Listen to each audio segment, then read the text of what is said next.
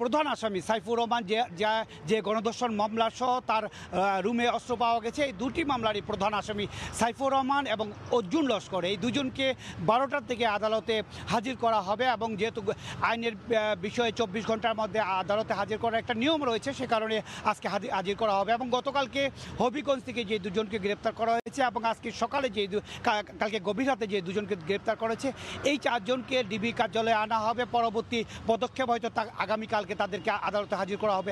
আপনি দেখতে পাচ্ছেন আমি এখন এমসি কলেজের সামনে রয়েছি।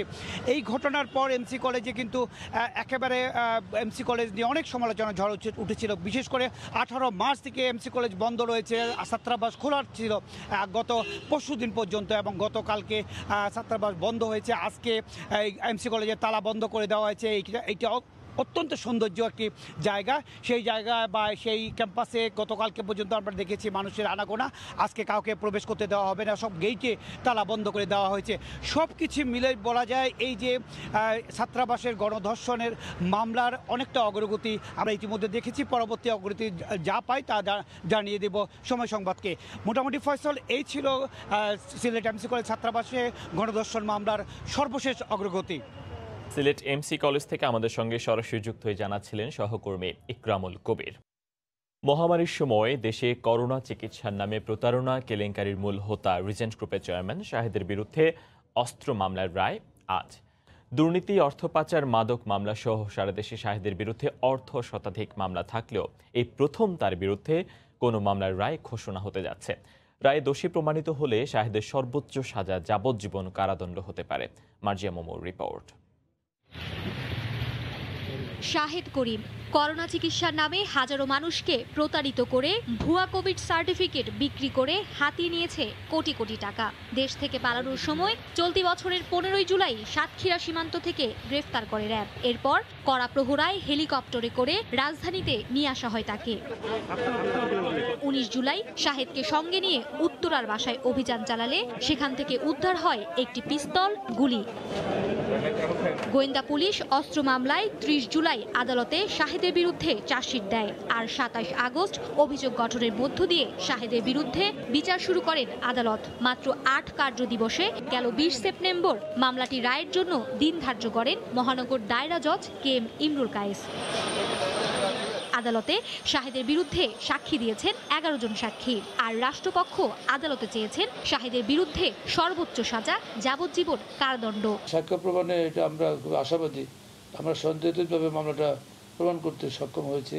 তাতে আমরা তার সর্বোচ্চ অস্ত্র মামলার যে সর্বোচ্চ শাস্তি যাবজ্জীবন কারাদণ্ড সেটা আমরা আশা করেছি। রাষ্ট্রপক্ষের দাবি শাহেদের বিরুদ্ধে আনা অভিযোগ প্রমাণ করতে সক্ষম হয়েছেন তারা। আর তাই অস্ত্র মামলায় শাহেদের দোষী প্রমাণিত হওয়ার বিষয়টি সময়ের ব্যাপার মাত্র।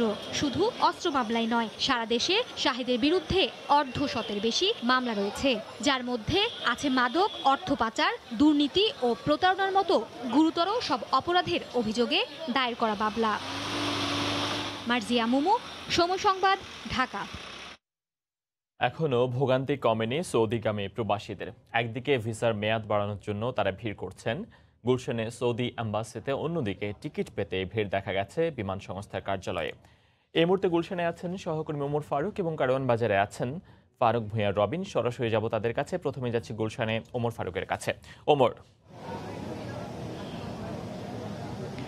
ফয়সাল, সৌদি প্রবাসী যারা আসলে কাজে ফিরতে চান তাদের জন্য যে নতুন করে অনেকগুলো শর্ত দেওয়া হয়েছে, এর মধ্যে অন্যতম একটি হচ্ছে তারা যেখানে সৌদি আরবে যাদের আন্ডারে বা যেই কোম্পানিতে কাজ করেন বা যেই ব্যক্তির কাজ করেন তার কাছ থেকে আসলে সেখানে একটি কাগজ নিয়ে সে সৌদি পররাষ্ট্র মন্ত্রণালয়ের সত্যায়িত একটি কাগজ নিয়ে আসতে হবে।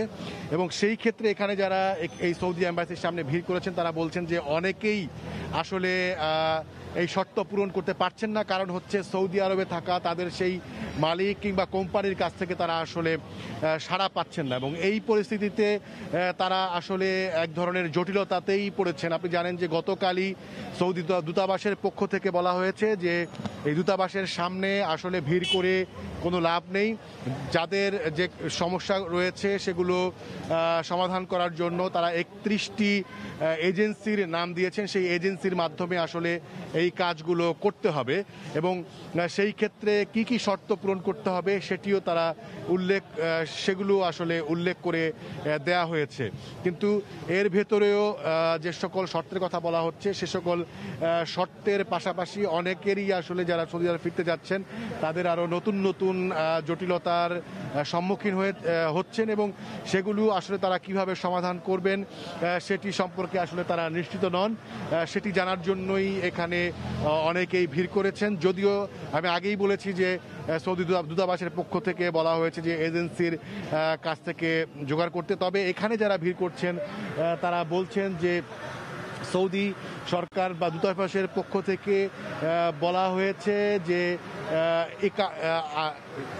আকামা বা কাজের যেই কাগজ এবং অনুমতিপত্র সেটি আসলে সৌদি আরব থেকে নিয়ে আসতে হবে। এবং কিন্তু এখানে যারা কাজ করছেন, যারা এখানে ভিড় করছেন তারা বলছেন যে এই কাগজপত্র চাওয়ার পরেই সৌদি আরবে থাকা তাদের মালিক বা তাদের নিয়োগকর্তারা তাদেরকে জানাচ্ছেন যে সব কিছু বাংলাদেশ থেকে হবে, আপনারা সেখান থেকেই কাগজপত্র জোগাড় করুন।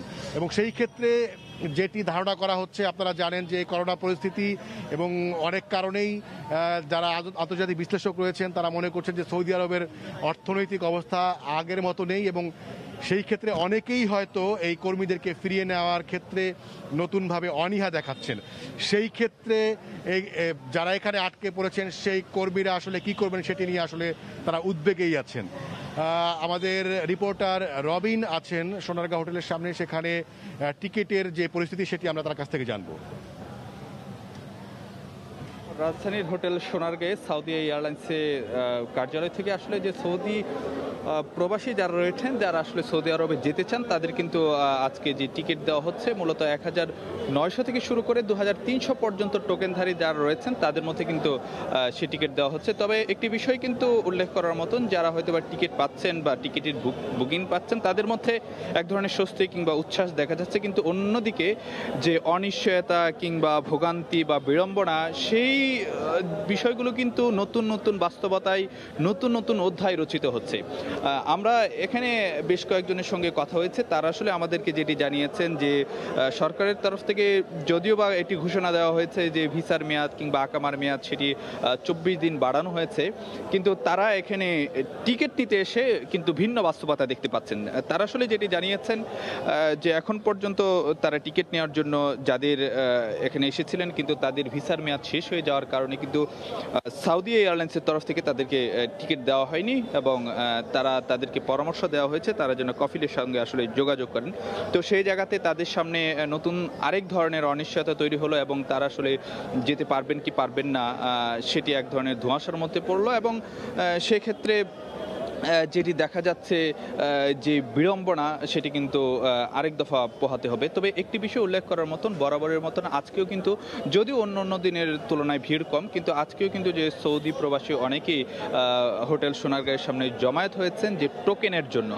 যদিও সাউদি এয়ারলাইন্সের তরফ থেকে জানানো হয়েছে যে নতুন করে যে টোকেন সেটি 4 তারিখ থেকে দেওয়া হবে, 4 অক্টোবর থেকে দেওয়া হবে, কিন্তু তারপরও অনেকে ভিড় করছেন। যদিও আপাত দৃষ্টিতে এটি মনে হতে পারে যে একটি অযথা ভিড়, কিন্তু তারপর তাদের বাস্তবতায় তারা আসলে যেটি বলছেন যে তারা মনে করছেন তারা আসলে হয়তো বা পাবেন বা হয়তো বা অন্য কোনো মাধ্যমে দেয়া হতে পারে, সেই ধরনের আশার জায়গা থেকে কিন্তু তারা এখানে এসে ভিড় করছেন এবং তারা আসলে যেটি বলছেন তাদের অনেকে রিটার্ন টিকিট নিয়ে এসেছিলেন, সেই কারণে কিন্তু তারা বাইরে অপেক্ষা করছেন। তবে তারা আরেকটি দাবি জানিয়েছেন, যেমন টোকেন দেওয়ার ক্ষেত্রে যেন যাদের আকামা কিংবা ভিসার মেয়াদ খুব দ্রুত শেষ হয়ে যাবে তাদেরকে যেন প্রাধান্য দেওয়া হয়।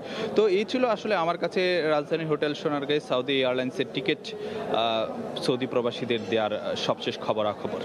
সহকর্মী ফারুক ভূঁইয়া রবিন সরাসরি যুক্ত হয়ে জানাচ্ছিলেন কারণ বাজার থেকে, তারও আগে ওমর ফারুক যুক্ত হয়েছিলেন রাজধানীর গুলশান থেকে।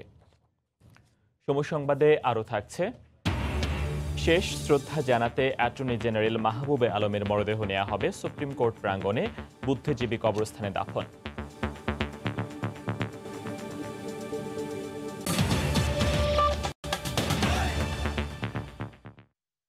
পুরোটা জীবনে যার কেটেছে সংগ্রামে, সাধারণ আর 10টা মানুষের মতো তিনি পাননি পরিবারের সান্নিধ্য, ছিল না জীবনের স্বাভাবিক গতিধারাও। সব হারিয়েও যিনি দেশকে এগিয়ে নিয়ে যাচ্ছেন গৌরবোজ্জ্বল সাফল্যের অধ্যায়ে।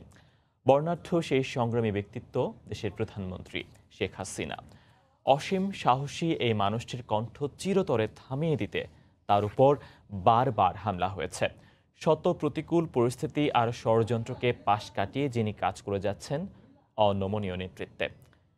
সেই বঙ্গবন্ধু কন্যার ৭৪তম জন্মদিন আজ। দেবাশিস রায়ের রিপোর্ট।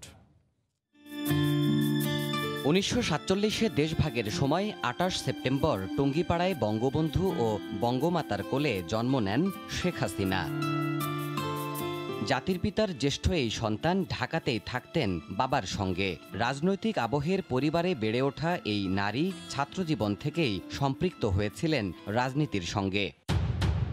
১৯৭৫-এ আকস্মিক ঝড়ে ছিন্ন ভিন্ন হয়ে যায় তার পরিবার। স্বজনহারা শেখ হাসিনা তখন নতুন যুদ্ধের সম্মুখীন। বৈরী পৃথিবীতে ৬ বছর নির্বাসিত থেকে ১৯৮১ সালে দেশে ফেরেন তিনি।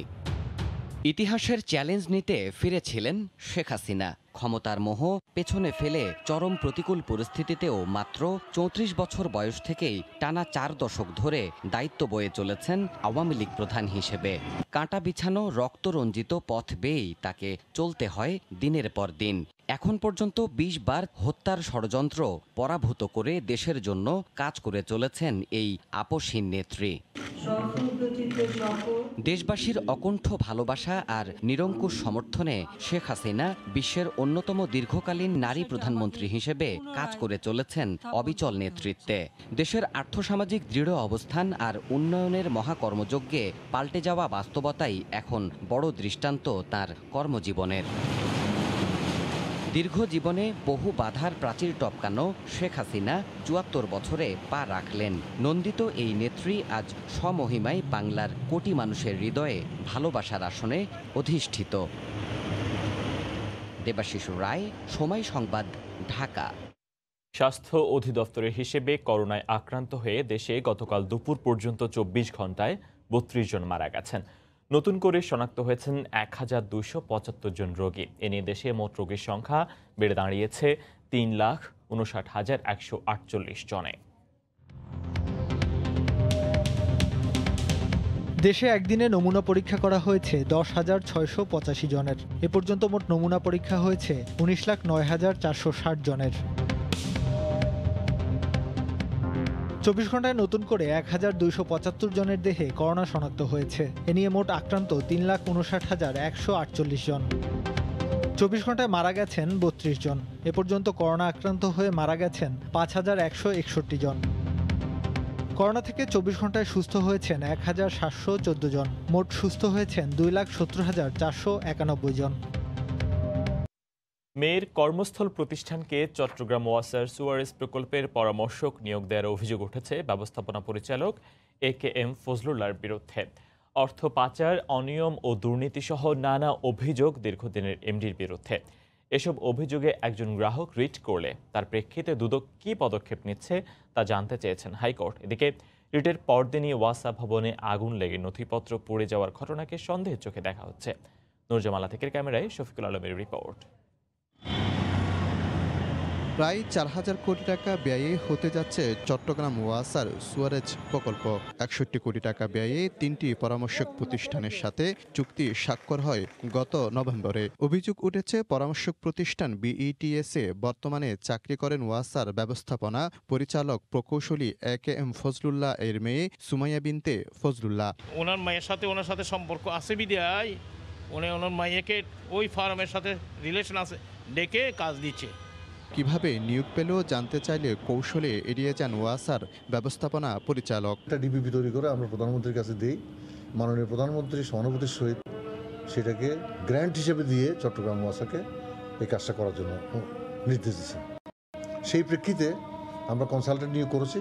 এদিকে প্রকৌশলী AKM ফজলুল্লাহর বিরুদ্ধে অর্থ পাচার, নিয়োগ বাণিজ্য সহ নানা অনিয়ম দুর্নীতির অভিযোগ দীর্ঘদিন ধরে। তারপরও আবার তাকে পুনঃনিয়োগ দিতে বোর্ডের সুপারিশ গেছে মন্ত্রণালয়ে। এ অবস্থায় গত বুধবার এমডির বিরুদ্ধে অভিযোগের বিষয়ে দুদক কী পদক্ষেপ নিয়েছে তা জানতে চেয়েছেন উচ্চ আদালত। আদেশ এখনো হাতে পাইনি আমরা, পৌঁছালে বলতে পারবো। পদক্ষেপ তো আগে থেকেই তো একটা অনুসন্ধান চলমান আছে, চলছে। সে প্রজেক্টে যারা বেশিরভাগ অংশ উপরে পান, সম্ভবত উনি সে যোগান দিতে খুব পারদর্শী। এদিকে রিটের পরদিন বৃহস্পতিবার ভোরে হঠাৎ ওয়াসা ভবনের প্ল্যানিং অ্যান্ড কনস্ট্রাকশন বিভাগে আগুন লাগে। এতে প্রকল্পের গুরুত্বপূর্ণ নথিপত্র পুড়ে গেলে অনিয়মের কালো মেঘ আরও ঘনীভূত হয়। শফিকুল আলম, সময় সংবাদ, চট্টগ্রাম। অ্যাটর্নি জেনারেল মাহবুবে আলমের মরদেহ তার মিন্টো রোডের বাসায় আনা হয়েছে। সেখান থেকে বেলা 11টায় তার দীর্ঘদিনের কর্মস্থল সুপ্রিম কোর্টে নেওয়া হবে। সেখানে তার নামাজে জানাজা শেষে মিরপুর বুদ্ধিজীবী কবরস্থানে দাফনের কথা রয়েছে। দেশের দীর্ঘতম সময় দায়িত্ব পালন করা অ্যাটর্নি জেনারেলের মৃত্যুতে রাষ্ট্রপতি মোহাম্মদ আব্দুল হামিদ ও প্রধানমন্ত্রী শেখ হাসিনা শোক জানিয়েছেন। শোক বার্তায় সরকার প্রধান বলেন, তার ন্যায় নিষ্ঠা অনুসরণীয় হয়ে থাকবে। চলতি মাসের 4 তারিখে জ্বর নিয়ে মাহবুবে আলম ভর্তি হন ঢাকার সম্মিলিত সামরিক হাসপাতালে। সেখানে তিনি গতকাল রাতে শেষ নিঃশ্বাস ত্যাগ করেন।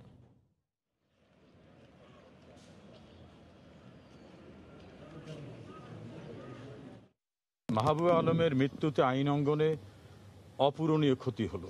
বাংলাদেশের উল্লেখযোগ্য আইনি লড়াই, বঙ্গবন্ধু হত্যা মামলা, জেল হত্যা মামলা, যুদ্ধাপরাধীদের মামলা সহ দুর্নীতিবাজদের বিভিন্ন মামলায় তিনি যে দক্ষতা, অভিজ্ঞতা এবং তার যোগ্যতার পরিচয় দিয়েছেন, মনে হয় না সেই অভাব, তার সেই শূন্যতা আর কাছাকাছি সময়ে কোনোভাবে পূরণ হবে।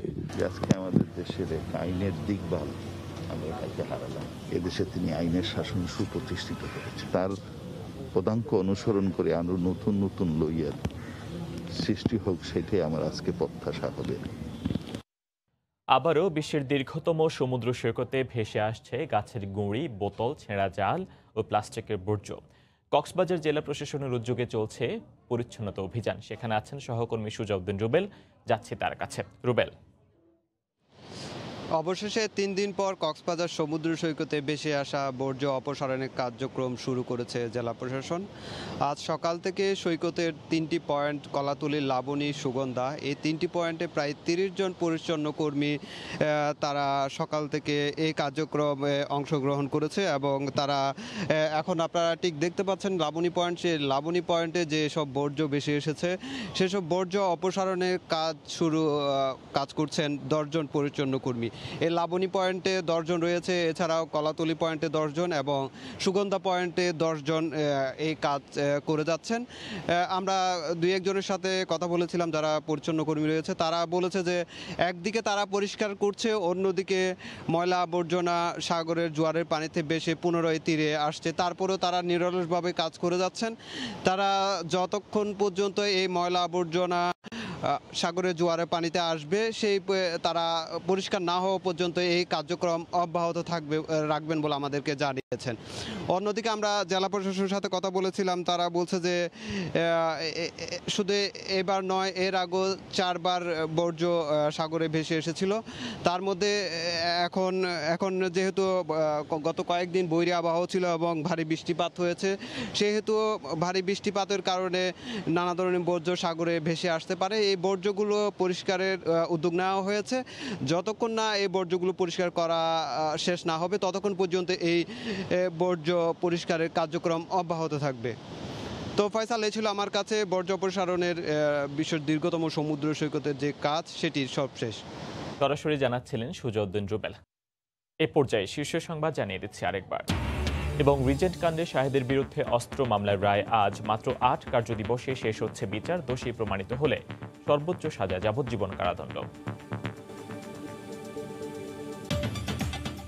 এই ছিল এখনকার মতো। সঙ্গে থাকুন সময়ের।